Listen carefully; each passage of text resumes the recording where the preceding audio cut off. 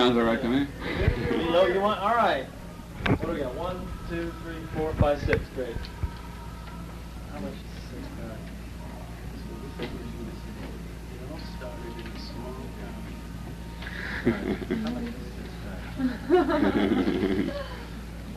In Podunk, Arkansas. Oh.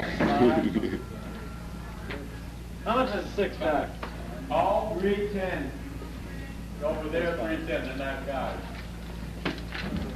Okay.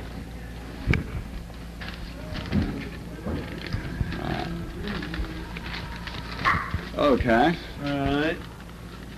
Okay, ladies and gentlemen, here we are. At the Richmond Theater. Was it? Richmond Shepherd Theater. I'm Larry Skuce, and I'm here with John Densmore. Okay, John. Wait a minute. You know what? Maybe close it. I think I'm closing this to kind of. Yeah, to blurt out there. So it won't turn into a party tape. I've had those things in the past. Okay. Okay. I'll kind of start with something that I noticed off of the first play, and that was what was the shape of some of the drums and types, like for instance your bass drum and some of those other drums, and what kind of drums can you tell me? Good question. Those okay. Those are called Simmons drums, and they're new electronic drums that are just. Here, why don't I just hold it? Okay. They're electronic drums that are just invented about 2 years ago. Simmons. Only they don't eliminate the drummer like some of these other electronic drums. You know, it's still a drum set, but it's the wires go directly into the amplifier just like a guitar or a piano. So you have the ultimate amount of play with the sound. So it's a real revolution for drums. And how long have you been using those the whole time the play's been here, or do you use those before? Have you used those before this? I got them pretty much for the play. Ah, I see. And, well, no, for myself, because if I'm going to keep up with drumming, I got to get into what's the latest techniques and technology, etc. And I happen to be doing this play in the near future, so I thought that, well, okay, I'll start to incorporate them here. Did you, I'm sure you did. Hang on. Could you whisper a little? Hold it down a bit. I have a... You can talk, but just... did you see the Shirley... You don't have to whisper. Oh, okay. Did you see the Shirley Clark version of... Yes, I did. Joe Chaikin video, him doing tongues. Did you? Is that what you did? No, I mean, I wonder if you had seen the version yourself. Yeah. And you could relate to where when you saw it, said to a little bit about when you saw that. Oh, well, in fact, when I was thinking of doing tongues, I heard that Shirley Clark had done a video of Joe Chaikin performing it. So I called her up at UCLA, and she said, come on over, and showed it to me. And it was real enjoyable. It was different because Joe just sits in a chair. He doesn't move, you know. And I, as you saw, get up and do all sorts of things. Do a lot more animated type of things. Beer break. The sound you hear now is...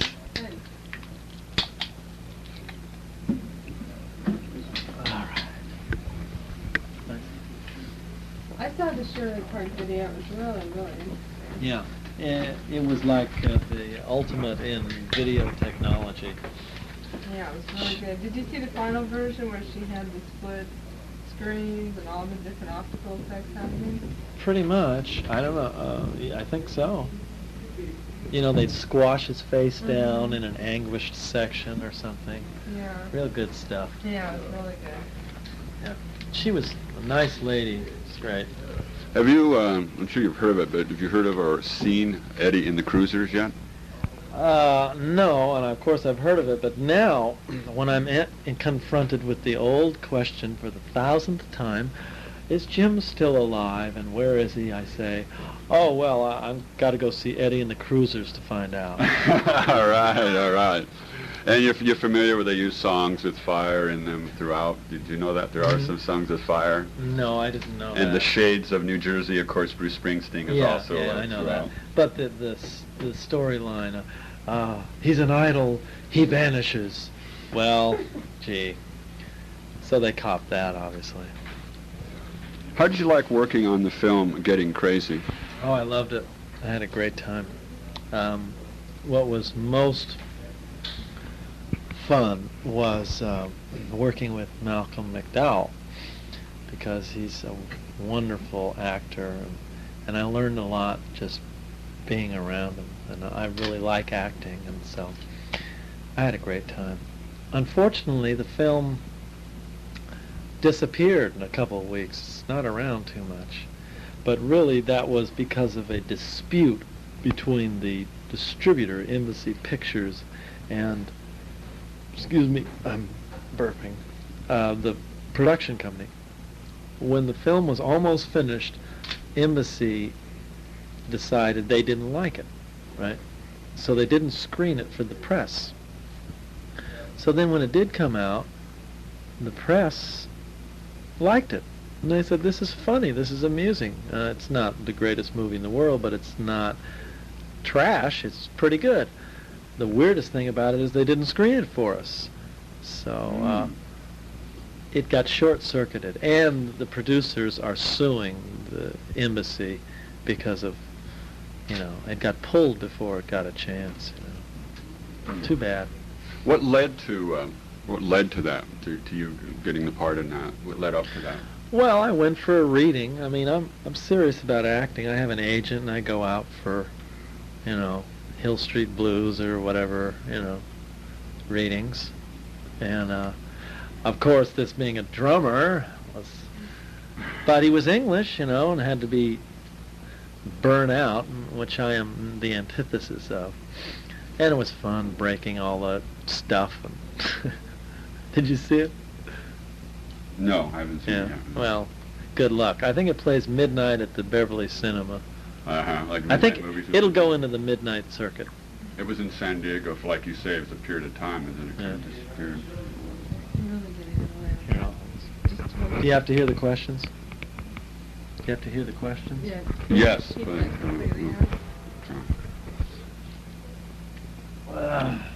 Also on that, did you have any films in the? Well, I know another thing. Just what about? Have you done any situation comedies or any TV type programs at all? Or yes. Here, let me take this. Let's see. My first acting job was a waiter on One Day at a Time, and it's ridiculous. It's funny. You study acting for several years, and Strasberg technique and this and that, and then you find yourself on a silly TV show saying, "Would you like more coffee?" And you think, gee, several years of the method to say this line, But you have to get credits on your resume to get it all rolling. Mm-hmm. So I did that. I did Square Pegs. I did a few little. I like to do movies. What difference do you see? Do you see any different in approach and style, etc., between when you did the films and working on TV and films? Well, similarities. It seems like they take more time in films. There's more money to be spent, so they don't rush. Like series are rushed. So the quality's better. To generalize, I mean, there are some good TV shows, and there are some terrible films. Right. So. What do you think of, this is an aside, it's not on here, but what do you think of Keith Richards' statement recently in an interview? He mentioned that he thought when it comes to films or types of music, certain types of rock music, whatever, that maybe 80% to 90% of it is kind of garbage, and maybe you might find from 10 to 20% of it might be of quality. Well, Keith must have been on a binge. I went out drinking with Keith for the first time a few months ago. Where was this? It was here. His girlfriend was doing a movie, and the costumer was the same one on Get Crazy, so I went down to watch, and he was there, and tried to keep up with him. All right. You had a Southern Comfort in hand and just going out. Jack Daniels. Do Do you know? Do you know Bobby Keys, the sax player? Yeah. Kinds of things. Okay. Do you have any film you might be working on in the future coming up? Anything pending? Well, yeah. I mean, I'm up for a Scorsese movie, which I'd love to get. You know, he does all De Niro's movies. Mm-hmm. He's doing The Last Temptation of Christ. And I would be one of the disciples. All right. So. Have you heard of the film that John Travolta's supposed to be in called Fire, which is supposed to be similar to The Rose? Yes, I have. What's your reaction to that? Well, John said that he would never do it without the songs. I'm quoting him. We met him. He was a real nice guy, but we didn't think he was scary enough to play Jim Morrison. And then when I heard this project was going on, we called him up, and he said it's not similar, but we'll see, won't we? Really? Really? What made you decide to do a one-man show? Have you ever done anything like that, like a one-person show? No. What's one of the deciding factors? Well, I had done Tongues, the first piece, drum piece, in a workshop, Tony, the director, in his workshop downtown, and I got a pretty good response, and I felt like, wow, if I could fill out the other half of a show, write it or something, then I could do the whole thing myself. And that's what I've done. It's like you wait around for things to happen, and by taking on this whole thing myself, I could make it happen. I didn't have to rely on, well, I mean, I've had wonderful people help me with the set. You see how incredible the set, lights and everything. Great. But I pushed it through because I didn't have to, rely on Jim, who'd be, under the table drunk or whatever. Not to demean his great talent, but that's why I do things like that. Oh, no. Excuse me, I gotta have a little sip here. So, why do you think there's been bear with me on this question, and it's come along. Why do you think there's been, I'm sure you've been asked this before, but I have to throw it in here, a phenomenal research of interest in the Doors music over the past few years? Well, I tell you, especially the younger kids, very young. I think it's the drumming. Me too. It's just like that beat drives them all crazy. Okay, here we go. Well, the younger people, probably because we represented breaking away from authority and your parents, and I think that's probably why, as long as there are 17-year-olds, there's going to be, identify with break on through and that stuff. And we worked real hard on the music. Coppola used a song in Apocalypse Now that got things going. Then there was a book, No One Here Gets Out Alive, which is all the binges Jim went on. That got people talking. Do you think that's pretty accurate from what you Well, you saw? I would say that the facts are accurate. It's just that Jim had a time between all those crazy things when he was introspective and wrote, usually in the morning. Mm-hmm. That isn't in there. That's left out. So I don't think there's a whole personality in there. This isn't here, but something again that comes to mind. Now, why do you think it is that you had such speaking of the Doors, whatever, such universal appeal? And I personally, I think is universal, and also it's like more as time goes by, it's so classic. Why do people consider it so classic? I did an interview the other day, and I sort of was asked the same thing, and I said I didn't have an answer. I said I can't be objective, I'm too close to it. But I thought about it. Be subjective. Yeah, and I was looking at Jim's words a little bit the other day, and I thought, maybe because he was able to deal with his pain, that he would be vulnerable in his lyrics. People are strange when you're a stranger. Women seem ugly, wicked when you're, you know, I mean, vulnerability. yeah. People relate to his alienation and vulnerability. Yeah, he laid it out there. Yeah. That's it. I mean, he kind of was a macho guy a lot of the time, but in his lyrics, he laid it out there. I'm hurting. Maybe everybody goes, oh my God, I feel that too sometimes. Anybody out there? Yeah, I mean, it wasn't light stuff. It was dark, scary stuff. But everybody has that a little in them, and they don't want to look at it. Every man and woman or whatever, human. And that's what I was thinking in the last few days. Buttons too. I was what you're talking really is about, like buttons, right? Hitting certain buttons out there. I know you guys are. You had some background in anthropology and all that rest of that stuff, and that's why I really related to it. Well, tell me, what do you think of? Well, this is just an aside. I wanted to mention to you. I've always had a dream of doing at one time or another. I thought about this maybe with someone like Zappa, of doing, not now. I don't want to do it now. A parody or a satire on an interview. You know, every cliche, everything in an interview and you've probably seen so many through the years, so many things. You know, I'll just mention that and we'll move on. Okay, but I just thought I'd mention it to you. When is the new Doors album going to be released? It's out. Just came out in the last day or two. Dean, the guy who was on my crew, told me he heard Gloria on KMET, and it's happening.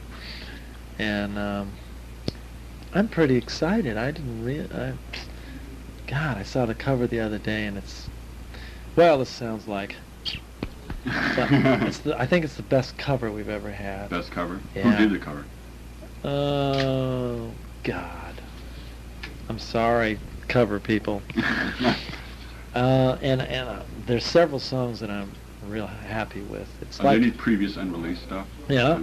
Well, the whole thing is previously unreleased, but there are two songs you've never heard before, Gloria and Little Red Rooster. That old blues song the Stones did years ago. And Gloria is the Van Morrison song by them, Gloria. Right. And, you know, we've been talking about this album for years. We finally put it together. Robbie didn't want to put it out because he felt like it wasn't strong enough for an album, maybe an EP. Then we discovered a couple of new songs, couple songs that we hadn't found. Someone sent stuff from Denmark or something, and it kind of filled the album out, and we really thought, okay. Some bootlegs or some tracks that they found or something? Well, not bootleg, but something. Something they found, I guess, yeah. Were they audio tracks? Yeah. Audio tracks? Oh, it's interesting. What, on the video, what can you tell us about the video Love Me Two Times? What it is for those out there who don't know. And have you seen it? I haven't seen it yet. No. Oh, okay. I've heard about it. Well, it is the visual to this lost stuff.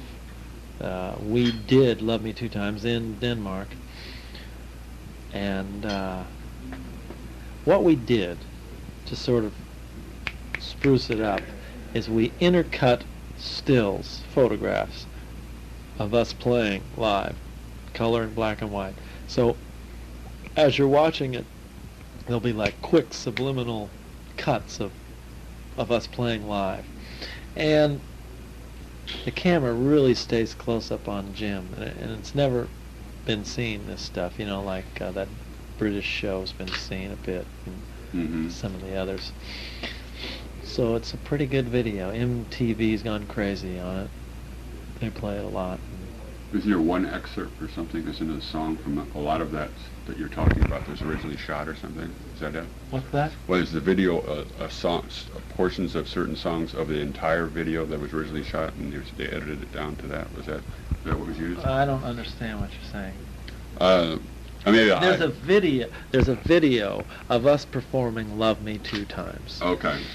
That's from black and white from Danish television. Okay. So we took that and we cut in photographs to make it fill it out or something. move along like today's uh-huh. videos. You know how today's if you're shooting. Well, Jim isn't here, so we can't shoot. Uh-huh. So we just kind of made it really pop along like some of the new stuff, because it looks like a black and white 1967 video, Mm-hmm. but now it doesn't. Because the production work. Yeah. How did you become involved with Snyder's Dance Company? That's a good one. I went to a dance concert and I enjoyed it, and I met Bess Snyder, and she was a great, vivacious woman, and she said, "Why don't we do a piece together sometime? You could drum and I could dance." I said, "Great." So when we finally got around to it, I started thinking, well, I've been messing around with acting. Maybe I'll be a character playing the drums. I won't just be a sideman. And so we developed a piece that way where she danced and I drummed, but it was like we were married or whatever, and we'd have an argument and she'd move fast and I'd drum fast or whatever. Then she said, "I think you could dance too if you want. Get out here on the floor and jump around with us." And I thought, okay. They used a lot of verbalization with their dancing, and I'm into acting, so it was great fun. It was an extension of just of the verbalization into kind of. Well, I mean, she choreographed with my limited ability in mind. The other dancers were incredible, but I got rhythm, so I could, do okay. And in the rhythm, of course, is what, as a drummer, what you had been dealing with rhythm all along. Yeah. Was that much of a transition from doing actual playing drumming on stage to doing dancing? Well, it's more vulnerable, just like acting, because your body is the instrument, not the drums. So it's closer to the skin. More vulnerability again. There's that vulnerability again. All right. Had you any previous experience with modern dance before then? None whatsoever. You just fell into it naturally, right? Yeah, and I had a great time, and I'm at the age when dancers quit, but we did it for a few years, and it was real great. I realized I love performing, dancing, acting, drumming. I like to perform, and it fulfilled that. And it didn't matter whether it was 20,000 people at Madison Square Garden or 50 people here or 100 people at the dance studio. You still get the same butterflies. You still, oh boy, here we go. You still get really nervous after all these times you've been on stage? Not real nervous, but if you don't get a little nervous, you're not risking anything, Mm-hmm, mm-hmm. If you're not nervous at all, then you're not giving something, you know what I mean? Of yourself. Yeah. Right. Disclosure, they say, somewhere. In encounter groups or something, way back when. Have you applied your musical approach, you kind of answered this, musical approach technique to dance? Yeah, well, Bess got to know me well, and sort of choreographed with my personality and rhythm in mind,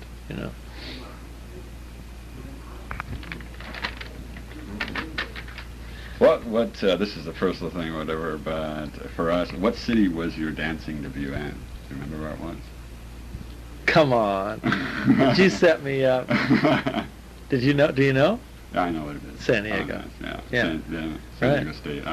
I was there at the time. You were? I didn't see it. I wanted to see it. I don't know what happened that night, but I mean, I was going to college at the time, and I remember the posters. Yeah, let me tell you, that night I was nervous, I'll tell you. Whew.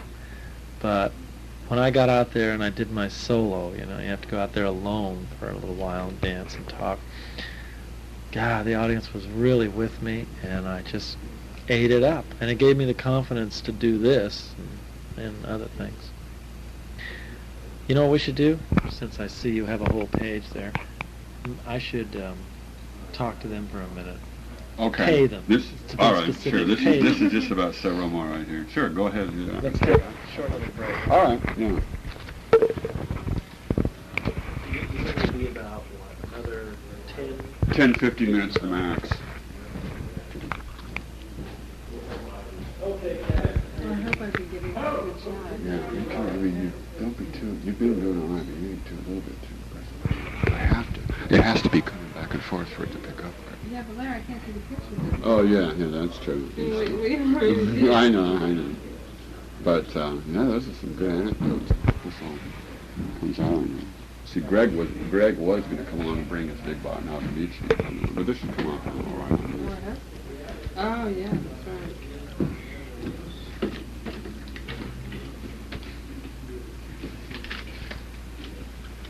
Whose ones are these? I'm always so nervous to do this. Huh? I'm always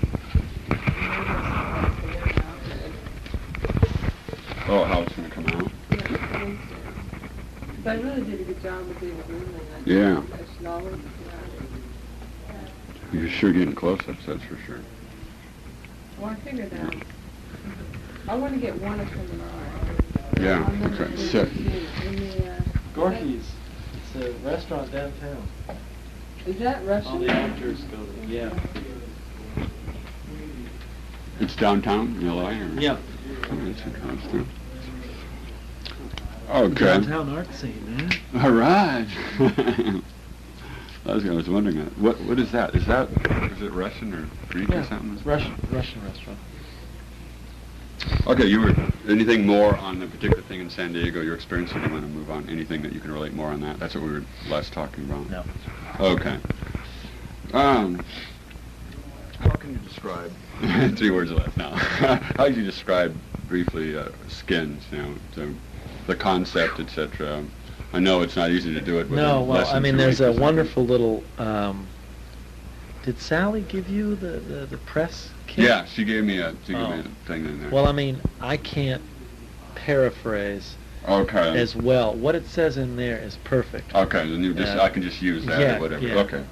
Well, this one I've been using the last year or two, and it's kind of interesting, hooking up with the 60s.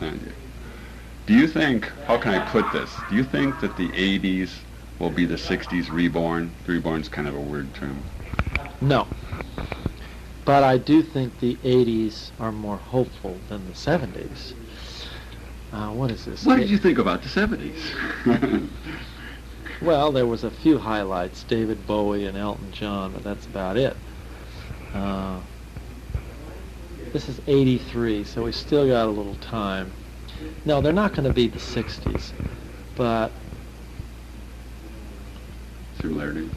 Yeah. Are you familiar with, you heard about the neo-psychedelic movement of bands in L.A.? Well, I know there's a few Quote. new psychedelic Green bands. They're from- Syndicate, Green and Red. They're in L.A., are they? Well, not all L.A. Yeah. I just say not just L.A., but... Yeah, there's a little 60s hippie nostalgia flying around, which is amusing. I've always been interested in psychedelics, this is true. Maybe we burnt out a little in the 70s. The end of the 60s went too far. So maybe in the 80s, if we can learn our lesson, but still take the passion of the 60s. Reagan is going to polarize us practically like the Vietnam War. Take the passion of the 60s and the practicality that we learned from being too burned out in the 70s, and maybe we'll change things. Be nice. If you were doing this interview, brief aside... I'm into change.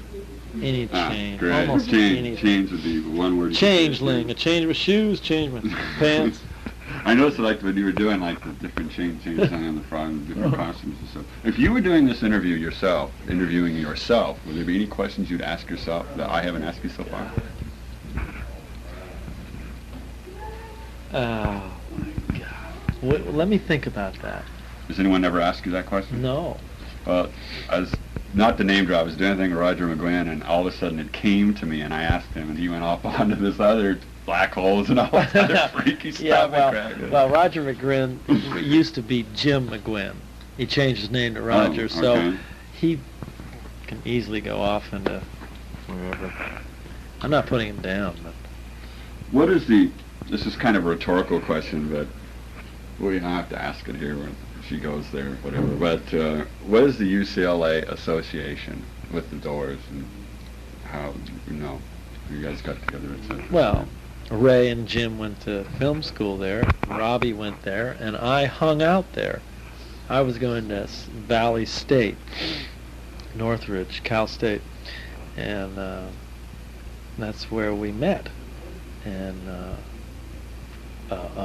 there's a Jim Morrison Memorial Film Fund there, and it's pretty interesting. I used to hang around there. It was great.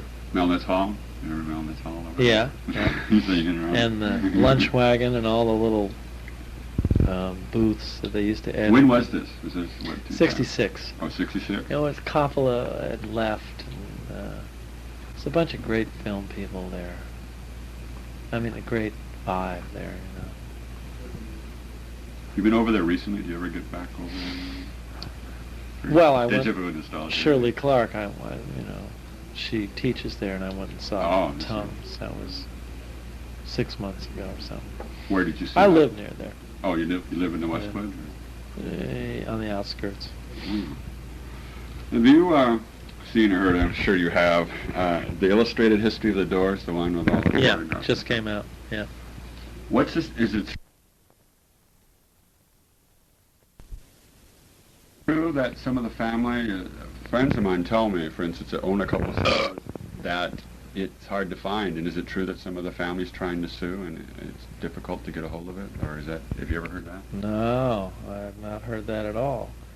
I haven't seen it, but I hear there's some great friends of mine say there's some really great footage in there I've never seen. It's real good photographs. No, it should be available everywhere, and now, after a long time, we've started to have meetings maybe once a month with the estate, and we're getting along much better, so I don't know where that comes from. Okay. Have you heard of the band Polyrock? And they were produced by Philip Glass, who did some things with the Raymond Zurek. You ever heard of them? The band? I haven't heard of Polyrock. I know Ray's new album is produced by Philip. Okay. What about a support? What about a tour? Will there be anything coming up as far as the new album at all? Will you guys be doing anything? I think we might go to Europe and do a bunch of interviews. We can't play live. Jim's not around. And as far as this show, this ends in about 3 weekends. Maybe I'll go run down and do it in San Diego, or go to San Francisco. That'd be great. Or go to, do some colleges. I did a lot of work on it, and I'd like to perform more, so. New York. Off Broadway. Yeah, off Broadway. Did you ever, I'm sure... You want to see my scar? Here, look, right up here on my forehead. Right there? 8 stitches 2 weeks ago, surfing. Oh, surfing? And then I performed that night. How long, speaking of surfing, how long have you been surfing? I've only been surfing 5 years or so. I took it up after I got off the road. See, when I got off the road, I started doing everything I missed from 20 years old to 27, Oh, yeah, right. Kind of renaissance or kind of rebirth type thing. You probably, I know you might have thought of it, and people have asked me this before, but have you guys ever thought of taking the three of you and actually getting, we know no one would be able to replace Jim, but would you ever thought of actually getting an actual singer that would write, and a good singer, and trying to do things together and calling it the Doors? No.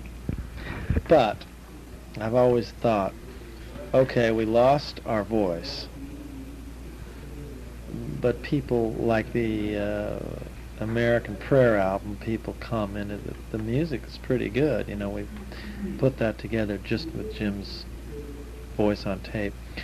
So I always thought, why don't we score movies? We have no voice, but we have visuals, so we could write for visuals. Mm-hmm. That hasn't come together yet. Everyone's off on their own thing. Has anybody Maybe offered you for other people? Not You've really. thrown it out? People Not offered really. you? I don't think it'll happen for a few years. Everyone's doing their own thing.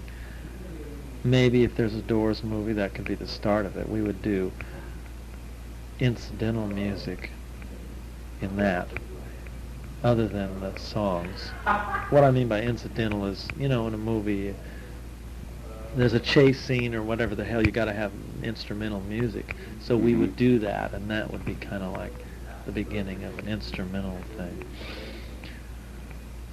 What else? There's been talk of backing up Iggy Pop. Backing up Iggy Pop? David Bowie producing. I don't know whether that's all of us, but I was asked, and with Bowie producing, I am definitely interested. That would be good. You mean Iggy? I heard talk of the Iggy Pop playing Morrison himself. Well, no, nothing like that extreme. Not Okay. that. Okay. But if Iggy's doing a new album and Bowie's producing, there's a chance of 2 or 3 of us playing on it. Great, that'd be great. And did this evolve maybe into like a film score, or basically just the album? Well, it's just Iggy's new album, I guess. Uh-huh. Yeah. Oh, that would be really... I'm going to give you feedback. I hope Yeah. that comes around. That Yeah, would me be too, killer, me you know. too. That would be really excellent. I'd love to work with Bowie, let me tell you. I saw his show, and whew, Have you ever met him or worked with David Bowie? no. Okay. Basically all the regular ones here are done. I was going to mention too, as a favor to me,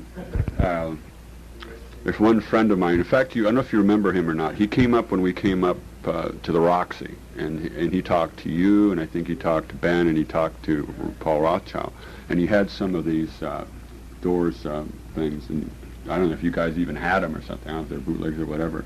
But Everything's bootleg. We've never put out any merchandising. I I think we're going to, because we can't sue all these bootleggers, you know. So I think what you do is you put out the official Doors T-shirt or whatever the hell it is, and say to the retailers, you can have this if you get rid of all the others or whatever. Uh-huh. Well, speaking of merchandise, I'm sure you're aware that a lot of the major tours and everything, that there's actually more money made in merchandising than ticket sales, like i.e. Rolling Stone. I know there's been millions of dollars made bootlegged off of us. Yeah, that's Really. But I was just wondering, he was going to come along this time. I think I told you before, he runs a Blue Meanie import place in Reseda and one down there. And it was a favor to me if we could, before this is over with, maybe the next week or two, could we come up again? And I mean, not to do an interview or anything like that. We've already done the interview. Come to the show? Yeah, just come to the show, and maybe sure. could he come back and just talk to you briefly and show you some of the things? Because they got, I don't know if you remember or not, he had red hair and a beard. Probably don't. But anyway, he'd really, Yes. maybe next week or the week after. Wrong place. Come on in anyway. Okay. Interesting aside. But anyway, that's basically... Do you want to ask me anything? Should I ask you something? Sure, you can ask me. You go to UCLA? Yes, I do. What are you studying? I go to film school. Oh my God. Small world, huh? Wait a minute I now. want to share this. I told you about it. You said to get a hold of Ben. We Yeah. kind of were working on a little bit of a thing. Oh, yeah.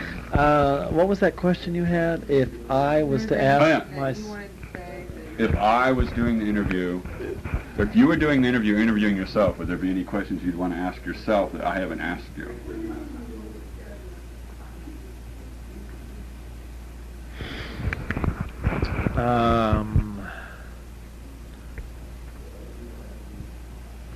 I heard a question the other night on the radio, was asked Ray about Jim, was Jim truly happy deep down inside? That's a good question. That's a very difficult question. Are you really happy? That's what I'm going to try and say. I will say a qualified yes. Why? I see a lot of pain and strife in the world, but I'm a positive person, So somehow, for me, you got to hang on to some hope. And so I am. Are you? Sure I am. Hey! That came out easy. Guns for me. Yeah. And you? Oh yeah, for sure. You're happy. Getting right there close. I call it coming. I've been coming back to Godhead recently. Uh-oh. Born again? Not born again, Christian. Good. Why was it to deal with all that success? All that insanity and success and fame and fortune. Right. Well, hard, great, incredible highs, incredible lows. I mean, a good friend of mine destroyed himself. And the highs were communicating with 10,000 people some nights. Just, it was better than religion, I'll tell you. Did you find that the public guided the way you felt a lot of times? Whether they liked I think you Jim or- felt it. Some people, did Jim really feel that people Wait a minute now. understood? There's two questions at once here. You shouldn't let the public guide you too much. I mean, the feedback makes you feel good, and listen to the criticism, but don't take it too seriously, or you'll be in a cage and won't know your own feelings.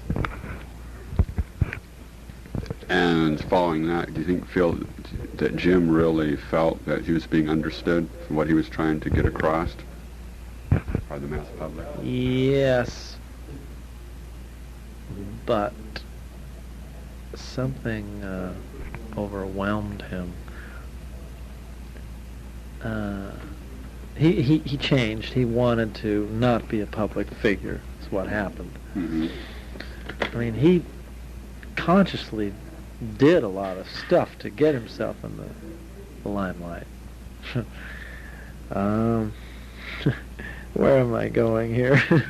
I asked Ray this a while back. Do you remember this is a personal thing. Do you remember it was '67 in Balboa Stadium when Jimi Hendrix warmed up for you? Do you remember that concert? Yeah. It sticks out in my mind. I'll never forget that. I remember.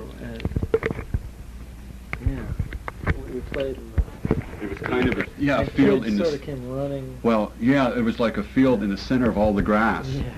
And Hendrix, for some reason or another, it's the first time I'd ever seen him. I mean, I didn't think he was at his best personally. I don't remember him. But you did the end. I remember the end. See, I was all speeded at the time, and I was running around talking to people in the audience I didn't even know. Drugs. But anyway, I've got a copy of here. You can have this. There's a copy. There's a copy of our magazine. Well, what does this say? Sports? It looks like Sports Illustrated. Sports, huh? I got a thing in there about Bobby Keys and the Aspect. And how come you're photographing? You don't live down there. Why am I photographing? Well, I met Larry at San Diego State, and then I moved up And to it's Los aesthetics Angeles. class. Yeah, an aesthetics. And we got in. You know what happened to the doors?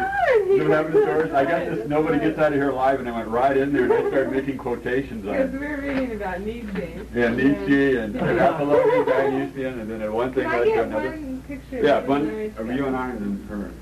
And then we'll let you go. Picture of home? Do you think it was a fair interview? There weren't. I tried not to do a whole bunch of cliches. I know it's really hard to not repeat some things, and of course they want things about Morse in the door. I think it was one of the better ones. Thank you. you. Oh, that's strange. Move over there.